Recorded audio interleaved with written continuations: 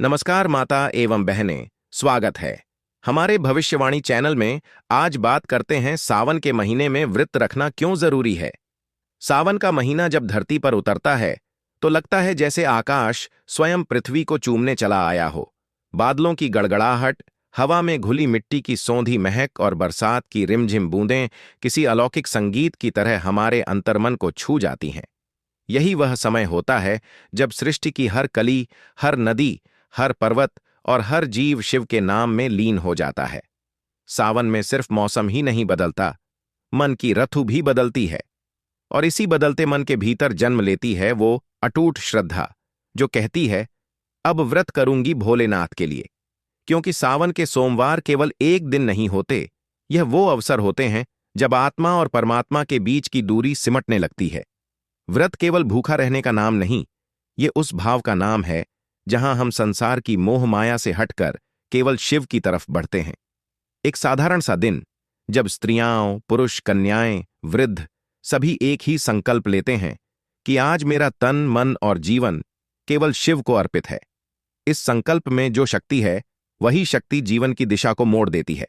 कहते हैं भगवान शिव को अतिसाधारण वस्तुएं भी अत्यंत प्रिय हैं। बेलपत्र, जल, धतूरा, दूध और एक निष्कलंक हृदय। वे राग से परे हैं, भोग से दूर हैं। उन्हें न स्वर्ण की आवश्यकता है, न रत्नों की। वे तो केवल भक्ति में डूबे मन के पुकार को सुनते हैं। जब कोई सच्चा भक्त व्रत लेकर उनकी शरण में आता है तो भोलेनाथ आंख मूंद कर उसकी रक्षा का वचन दे देते हैं। और यही वो विश्वास है जो पीढ़ियों से चलता आ रहा है। मां से बेटी तक, दादी से पोती तक कितनी ही स्त्रियां होती हैं जो सावन के सोमवार को इस व्रत को पति की दीर्घायु के लिए करती हैं। कुछ कुंवारी कन्याएं इस व्रत को अच्छे वर की प्राप्ति के लिए करती हैं। लेकिन इन सब के पीछे जो सबसे गहरी बात है वह है शिव की कृपा को अपने जीवन में उतरने देना। क्योंकि शिव केवल वरदाता नहीं, वे सखा भी हैं, पिता भी हैं, गुरु भी हैं और सबसे बढ़कर आत्मा के परम प्रिय। व्रत करने का अर्थ है खुद को कष्ट देना नहीं, बल्कि खुद को तपाना। जैसे सोना आग में तपकर चमकता है, वैसे ही व्रत हमें भीतर से पवित्र करता है। जब हम अन्न और जल से विरत होकर दिन भर केवल शिव के नाम का जाप करते हैं तो यह केवल शरीर पर नहीं, आत्मा पर असर करता है। यह एक आंतरिक यात्रा बन जाती है। बाहर की भूख भीतर की तृप्ति में बदल जाती है। सावन के सोमवार को सूरज की पहली किरण के साथ शिवलिंग के सामने दीप जलाना, जल चढ़ाना और उस जल की ठंडक में अपने सारे दुखों को बहा देना, यही है व्रत की असली पूजा।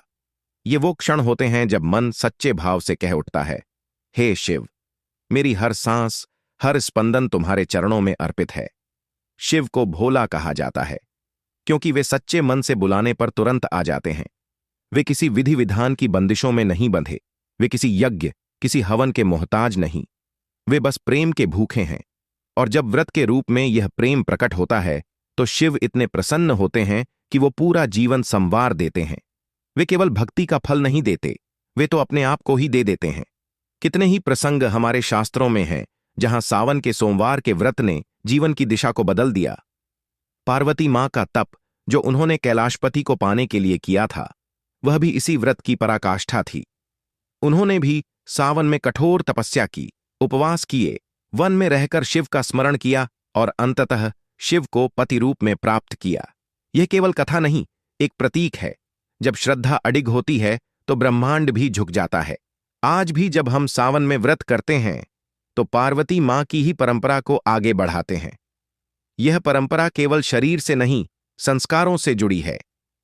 जब घर की महिलाएं प्रातःकाल स्नान करके शिवलिंग पर जल चढ़ाने निकलती हैं, हाथों में पूजा की थाली होती है और मन में शिव का नाम, तो लगता है जैसे पूरी धरती पर आध्यात्म उतर आया हो। उस समय न कोई बड़ी जाति होती है, न कोई अमीर गरीब, सब भक्त होते हैं और सबका एक ही आराध्य महादेव। सावन का सोमवार व्रत एक अनुशासन भी सिखाता है, शरीर का, विचारों का, इच्छाओं का। यह व्रत केवल शारीरिक संयम नहीं, यह मानसिक, भावनात्मक और आत्मिक स्तर पर भी एक साधना है। और जब यह साधना गहराई से की जाती है तो उसका प्रभाव जीवन में चमत्कार बनकर आता है। रिश्तों में मिठास, मन में शांति, जीवन में दिशा, ये सब कुछ धीरे धीरे मिलने लगता है। आज की भागदौड़ भरी जिंदगी में जहां हर व्यक्ति तनाव, असंतुलन और भ्रम से गुजर रहा है, वहां यह व्रत एक मौका देता है स्वयं से जुड़ने का, परमात्मा से मिलने का। सावन का सोमवार कोई कर्मकांड नहीं, यह आत्मा की पुकार है जो हर भक्त को शिव के सामने खड़ा कर देती है। और जो इस पुकार को सच्चे मन से करता है उसके जीवन में चमत्कार होना तय है। यह व्रत समाज को भी जोड़ता है। जब मोहल्ले की स्त्रियां मिलकर शिव मंदिर जाती हैं, मिलकर कीर्तन करती हैं, मिलकर प्रसाद बनाती हैं, तो एक सामाजिक ऊर्जा बनती है जो पूरे वातावरण को भक्तिमय कर देती है। यह केवल पूजा नहीं, यह संस्कृति का उत्सव है। हर सोमवार को जब घंटियों की गूंज मंदिर के द्वार से निकलकर पूरे आकाश में फैलती है तो लगता है जैसे शिव स्वयं मुस्कुरा रहे हैं। उस मुस्कान में आशीर्वाद है, शक्ति है, करुणा है। और जो भक्त उस शक्ति को महसूस करता है उसके जीवन की कठिनाइयां ऐसे बह जाती हैं जैसे पावन गंगा में सारे पाप बह जाते हैं। वीडियो अच्छी लगी हो तो वीडियो को लाइक और चैनल को सब्सक्राइब करें।